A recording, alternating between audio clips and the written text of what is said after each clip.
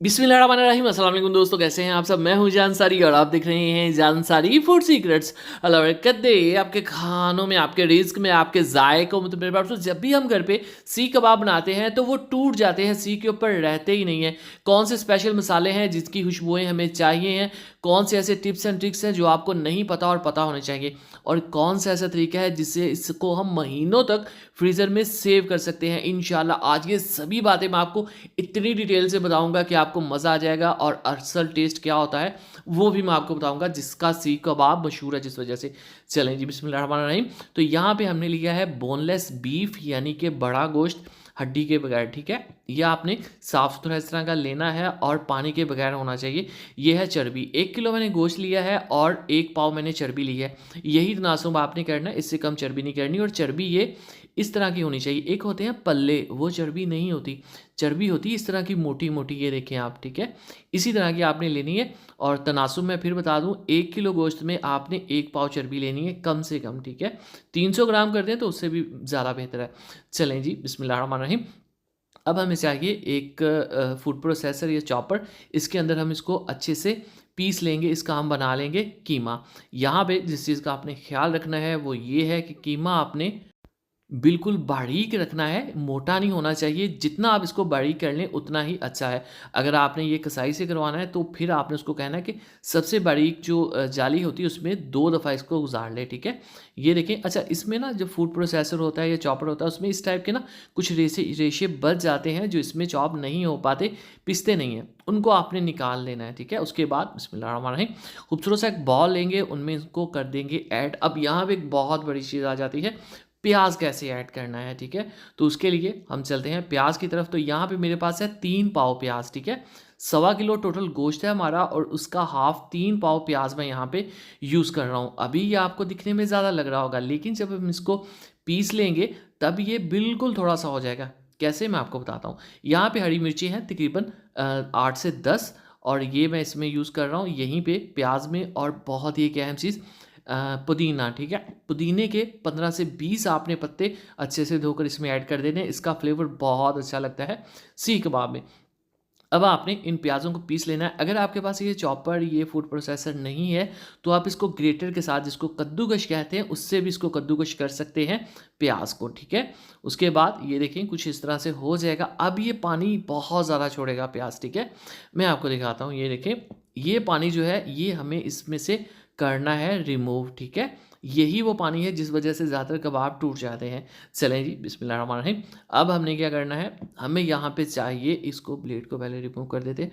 हमें चाहिए एक मलमल का कपड़ा, या जाली के थ्रू भी इसका पानी हम निकाल सकते हैं, ठीक है। और हाँ, इसी दौरान अगर अभी तक आपने मेरे चैनल को सब्सक्राइब नहीं किया जनाब, तो चैनल को ज़रूर सब्सक्राइब कर लिया करें। ये आपकी तरफ से प्यार होता है, मोहब्बत होती है, आपकी तरफ से हमें इनाम होता है। चलें जी, प्याज को हमने निकाल के अच्छे से दबा देना है ताकि इसका जो पानी है वो निकल जाए, ठीक है। और इसको अच्छे से कर लेने के बाद मैं दिखाता हूँ, ये देखें इतने प्याज रहेंगे। अब ये 3 पाव प्याज थे, लेकिन अगर आप गौर करें तो ये काफ़ी कम हो चुके हैं, बिल्कुल ड्राई हो चुके हैं, इनकी क्वांटिटी कम हो चुकी है। तो ये देखिए इतना प्याज हमें चाहिए। याद रखिएगा, प्याज का टेस्ट बहुत मैटर करता है सीख कबाब के अंदर, तो इसको आप स्किप नहीं कर सकते, ठीक है। क्वांटिटी कम करेंगे टेस्ट कम हो जाएगा। अब बात आ जाती है इसके बाकी जो फ्लेवरिंग मसाले हैं, तो उसमें है हमारे पास 2 से ढाई टेबल स्पून फ्रेश अदरक लहसुन का पेस्ट, जिसको मैंने एक्स्ट्रा ऑर्डिनरी तौर पे ज़्यादा पीस लिया है, यानी कि कूट लिया है। अगर इसमें बड़े पीस होते अदरक के या लहसुन के तो उससे भी कबाब टूट जाता है, ठीक है।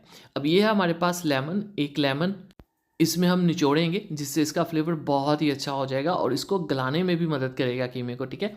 अब यहाँ पे कुछ मसाले हैं, ध्यान से देखिएगा। 1 टीस्पून हमारे पास सुहागा पाउडर, ये आपको पंसारी की शॉप से मिलेगा, और 1 टीस्पून ही मीठा सोडा, जो खाने का सोडा होता है, वो इसमें ऐड करेंगे।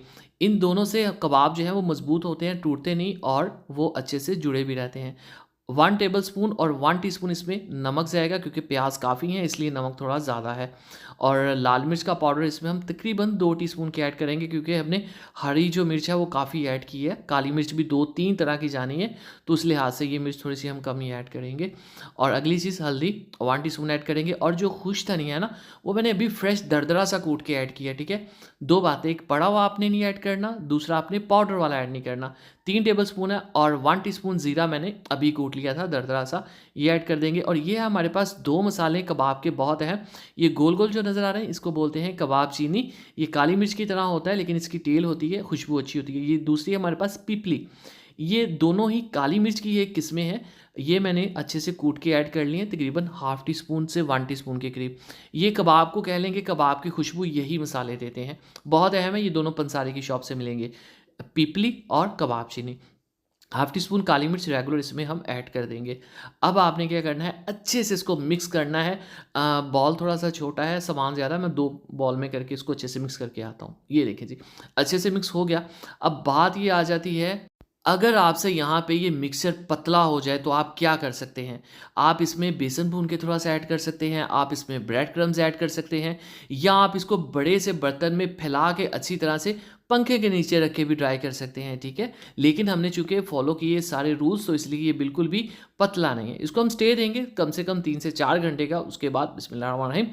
ये देखें, इसको मैंने फ्रिज में रखा था। अब देखें यहाँ पे 2 तरीके हैं, ठीक है?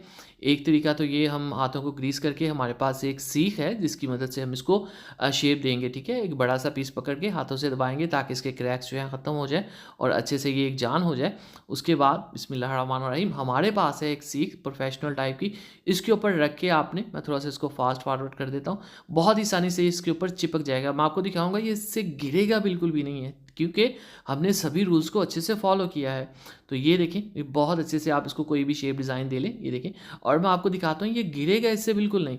अगर आपने रूल्स को फॉलो नहीं किया हुआ, प्याज को अच्छे से नहीं ट्रीट किया हुआ, गोश्त में आप पानी वाला गोश्त ले आए हैं, पाकिस्तानी लोग अच्छे से समझ रहे होंगे कि पानी वाला गोश्त कौन सा होता है, जो फॉरेनर है उनको शायद इस चीज़ का पता ना हो।